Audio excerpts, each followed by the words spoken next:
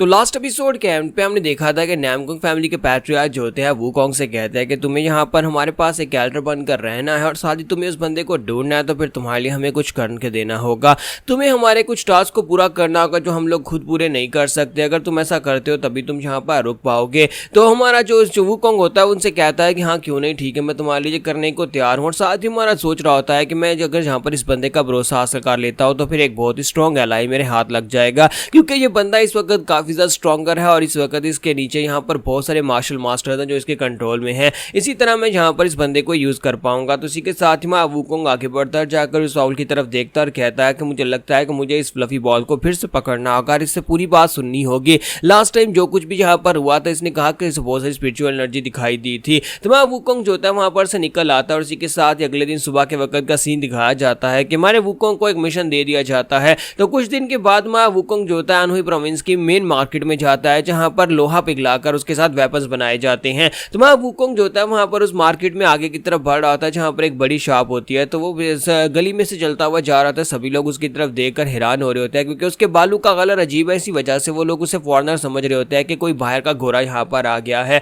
तो मैं वूजिन उसे कहता है कि सर मुझे नहीं लगता कि आपको यहाँ पर इस तरह सरेआम घूमना चाहिए, सभी लोगों का ध्यान आपके ऊपर है। तो मैं वूकोंग उससे पूछता है कि मुझे बताओ कि यहाँ पर सबसे बेस्ट वेपन शॉप कौन सी है। तो वूजिन उसे कहता है कि यहाँ पर एक जांगा पैलेस के नाम की एक जगह है, जांगा फोर्ट, जो कि सबसे बेहतरीन वेपन्स बनाते हैं। तो वूकोंग कहता है चलो फिर ठीक है, वहीं पर चलते हैं और जाकर उन्हीं के पास से वेपन बनाते हैं। तो वूजिन उसे कहता है लेकिन मास्टर आपको किस तरह का वेपन चाहिए। तो वह वूकोंग उसे कहता है कि वहां पर जाने के बाद तुम्हें बताऊंगा। तो वो कहता है लेकिन मास्टर बताएं तो सही ना कि कोई स्पेसिफिक वेपन होगा, कोई तलवार, ब्लेड या फिर कोई भाला, कैसा वेपन चाहिए होगा। तो वह वूकोंग कहता है कि शायद तुम मेरी स्टोरी के बारे में जानते नहीं हो, क्या तुम भूल गए हो कि वूकोंग के पास कौन सा वेपन था। सोन वूकोंग के पास सिर्फ एक लाठी हुआ करती थी, उसके पास एक बड़ी सी स्टिक हुआ करती थी। मुझे भी बिल्कुल वैसी एक स्टिक चाहिए, यानी कि मुझे स्टिक की चाहिए, वही मेरे लिए ज्यादा बेहतर रहेगी। तो वो कहता है लेकिन मास्टर क्या आपको वाकई में लगता है कि आपको यहाँ पर एक स्टैफ यानी एक स्टिक चाहिए, एक स्टिक के अलावा आपको कुछ भी नहीं चाहिए। तो साथ ही मुझे सोच रहा था जब फिर से यहाँ पर वैसी बातें करना शुरू कर दी जैसे कि अपने आप को ये मंकी किंग समझ रहा है।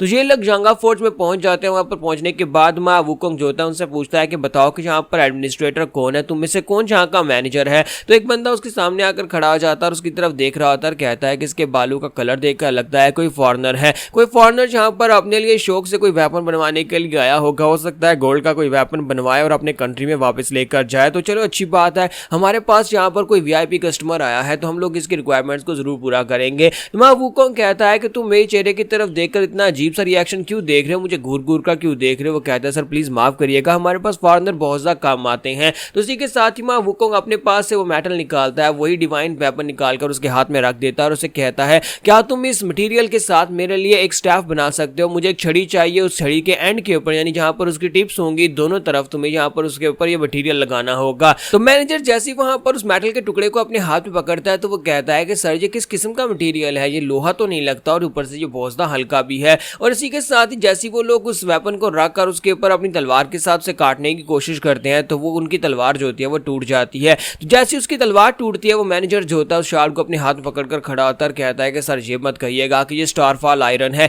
जितने जैसी वो स्टारफॉल आयरन का नाम लेता है बाकी के सभी जितने ब्लैक स्मिथ्स होते हैं वो सारे भागते हुए वहां पर आ जाते हैं और कहते हैं कि वाकई में स्टारफॉल आयरन है। हम लोग तो अपनी जिंदगी में पहली बार स्टारफॉल आयरन को देख रहे हैं। स्टारफॉल आयरन जो होता है ये बहुत ज्यादा कीमती होता है, बहुत ज्यादा रेयर होता है, इसको ढूंढ पाना बहुत ज्यादा मुश्किल है। तो हमारा वूकोंग उनसे कहता है कि हाँ तुमने बिल्कुल ठीक समझा, यही स्टारफॉल आयरन है। तुम इसको स्टारफॉल आयरन कहो या फिर तुम इसको जो भी कहो, लेकिन क्या तुम यहाँ पर इसको मेरी स्टिक के ऊपर लपेट सकते हो। अगली बार जब मैं आऊंगा अगर तुमने सही काम किया तो फिर मैं अपने साथ और ज्यादा आयरन के इस टुकड़े को लेकर आऊंगा ताकि मैं पूरी की पूरी स्टैफ के ऊपर इसकी कोटिंग चढ़ा सकूं। तो मुझे बात सुनते ही पहुंचता हैरान हो जाते हैं और कहते हैं ऐसा बिल्कुल ही पॉसिबल नहीं है। स्टारफॉल आयरन का एक छोटा सा टुकड़ा मिल पाना वो भी इम्पॉसिबल है और ये मास्टर अपने साथ इतना बड़ा टुकड़ा लेकर आया और कह रहा है कि अभी इसके पास और भी ज्यादा टुकड़े पड़े हुए हैं और ये अपनी पूरी छड़ी को उसके साथ कवर करवाना चाहता है। जो मास्टर कहां से आया है, ये कोई नोबल फैमिली का बहुत ही अमीर बंदा हो सकता है। मैनेजर उसके पास आता है और उसे कहता है कि सर प्लीज आप यहाँ पर हमारे पर भरोसा करें, हम लोग आपके लिए इसको बेहतरीन बनाकर देंगे, आपके लिए एक बेहतरीन स्टाफ रेडी होगी। जब आप वापस आएंगे हम लोग इस मेटल को पिघलाकर आपकी छड़ी के दोनों टिप्स के ऊपर इसको जरूर लगा देंगे।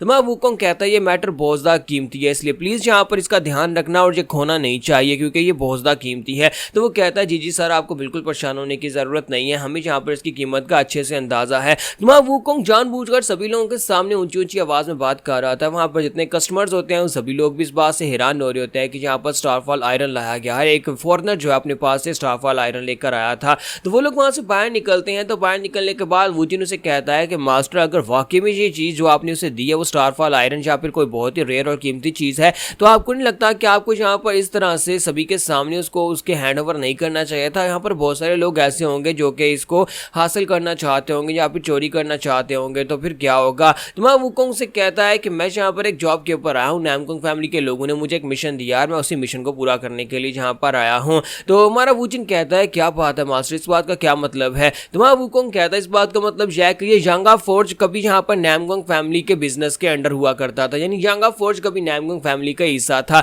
लेकिन बाद में जब यहाँ पर म्यूरम की जंग शुरू हुई डिमोनिक फैक्शन के साथ, उस वक्त यहाँ पर इनकी म्यूरम के यानी नामकुंग फैमिली के बहुत सारे एल्डर्स मारे गए थे, जिसकी वजह से वो ज्यादा बिजनेसेस को संभाल नहीं पा रहे थे और उन्होंने अपने काफी सारे बिजनेसेस को बेच दिया या हैंड ओवर कर दिया या फिर उनके बिजनेसेस के ऊपर कब्जा हो गया। तो यहाँ पर दो क्लैन से, एक का नाम चोनहियोब क्लैन था और दूसरा क्लैन जो था उसका नाम था हाउसयोंग सेक्टर। तो चोनहियोब क्लैन के लोगों ने यहाँ पर इन सभी बिजनेसेस के ऊपर कब्जा कर लिया और हाउसयोंग क्लैन के लोगों ने यहाँ पर उनके साथ अलायंस बना ली। दोनों फैक्शंस ने आपस में मिलकर यहाँ पर जितने बिजनेस थे जो कि नामकुंग फैमिली के अंडर थे उन सभी के ऊपर कब्जा कर लिया और अब यहाँ पर नामकुंग फैमिली चाहती है कि वो अपने बिजनेसेस को वापस हासिल करे, लेकिन चोंगह्योम ग्रुप के लोग जो हैं वो नहीं चाहते कि ये बिजनेस वापस नामकुंग फैमिली के पास जाएं। लेकिन मुझे यहाँ पर क्लियर ऑर्डर्स मिले हैं, मुझे कहा गया है कि यांगा फोर्ज और इसके अलावा यहाँ पर कुछ और ब्रोथल्स के बिजनेस हैं वो सारे के सारे नामकुंग फैमिली को वापस दिलाने हैं और उसके लिए ये मेरा पहला मिशन है। तो वुजिन ये बात सुनने के बाद कहता है कि मास्टर, क्या आपको यहाँ पर वाकई में श्योर है कि आपको ये मिशन लेना चाहिए था? क्योंकि हाउसयोंग सेक्टर के लोग तो डार्क फैक्शन हैं, यानी कि वो डिमोनिक फैक्शन के लोग हैं और हाउसयोंग फैक्शन के लोगों के साथ आपको पंगा बिल्कुल भी नहीं लेना चाहिए,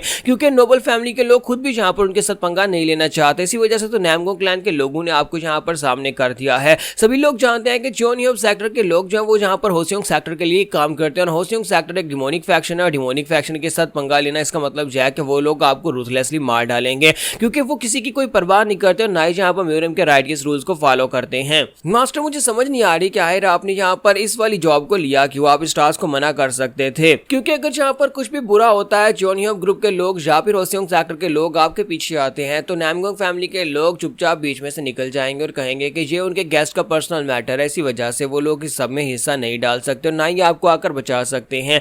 तो हमारा वुकोंग से कहता है कि तुम बिल्कुल ठीक कह रहे हो, ये बात तो वाकई में सच है। तो इसी के साथ वुजिन कहता है और ऊपर से आप यहाँ पर अपना इतना कीमती मटेरियल वहां पर यांगा फोर्ज के लोगों को देखकर आ गए हो। अगर यांगा फोर्ज के ऊपर यहाँ पर चोनहियोब ग्रुप के लोगों को इस बारे में पता चला कि आप यहाँ पर एक कीमती मटेरियल लेकर आए तो वो आपके पास से लूटने की कोशिश कर सकते हैं। तो मैं वुकोंग उसकी बातें सुन रहा था और साथ ही सोच रहा था, मुझे लगता है कि इसको मेरी फिक्र हो रही है, इसी वजह से यहाँ पर इस तरह की बातें कर रहा है। लेकिन खैर, मेरा प्लान तो बहुत ज्यादा बड़ा है और जल्दी ही से समझ आ जाएगी। तो यहाँ पर हमारी एपिसोड 15 का एंड होगा और नेक्स्ट एपिसोड में देखेंगे कि यार वुकोंग का मकसद क्या था ये सब कुछ करने के पीछे।